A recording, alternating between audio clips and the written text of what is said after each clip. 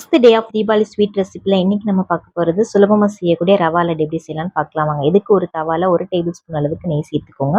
அது கூடவே 1 டம்ளர் அளவுக்கு ரவை சேர்த்து பொன்னிறம் ஆறவுக்கு வறுத்துக்கோங்க. ரவை பொன்னிறமான பிறகு அது ஒரு பாத்திரத்தில் மாற்றிக்கோங்க. அதே தவால 1 டீஸ்பூன் அளவுக்கு நெய் சேர்த்து 2 டேபிள் ஸ்பூன் அளவுக்கு திருவண்ண தேங்காய் சேர்த்துக்கோங்க. தேங்காய் நல்லா உதிரி உதிரி ஆகி பொன்னிறமாகிற அளவுக்கு வறுத்துக்கோங்க. இந்த மாதிரி பொன்னிறமான பிறகு அது ஓரமாக எடுத்து வச்சுக்கோங்க. ஒரு மிக்ஸர் ஜாரில் நீங்கள் எந்த அளவுக்கு ரவை எடுத்தீங்களோ அதே அளவுக்கு ஜீனி சேர்த்து பொடி பண்ணிக்கோங்க. கூடவே ஏலக்காய் தூள் சேர்த்துக்கோங்க. பொடி பண்ண ஜீனியோட நம்ம வறுத்த ரவையும் ஆட் பண்ணிக்கோங்க. ரவையும் ஜீனி ஒன்றா சேர்ற அளவுக்கு ஒரு பல்ஸ் மட்டும் எடுத்து போட்டுக்கோங்க. ரொம்ப மைய அரைக்க வேணாம். ஒரு பல்ஸ் சுற்றின பிறகு அதை ஒரு பவுலில் மாற்றி வச்சுக்கோங்க. இது கூடவே வறுத்த தேங்காயும் சேர்த்துக்கோங்க.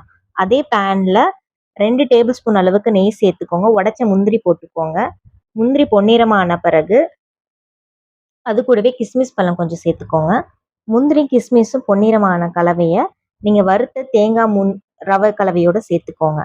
இப்போ இது எல்லாத்தையும் சேர்த்து ஒன்றா மிக்ஸ் பண்ணிக்கோங்க. எல்லாம் ஒன்றா நல்லா மிக்ஸ் ஆகட்டும். கரண்டிலே கிண்டுங்க. ஏன்னா நெய் சூடாக இருக்கும், அதனால கரண்டிலே எல்லாத்தையும் ஒன்று சேர்த்துக்கோங்க. இது கூடவே கொஞ்சம் வெது வெதுன்னு பால் சேர்த்துக்கோங்க. பால் சேர்த்து நல்லா மிக்ஸ் பண்ணிக்கோங்க. பால் சேர்த்து நல்லா மிக்ஸ் பண்ண பிறகு லட்டு பிடிக்க ஆரம்பிச்சுக்கோங்க.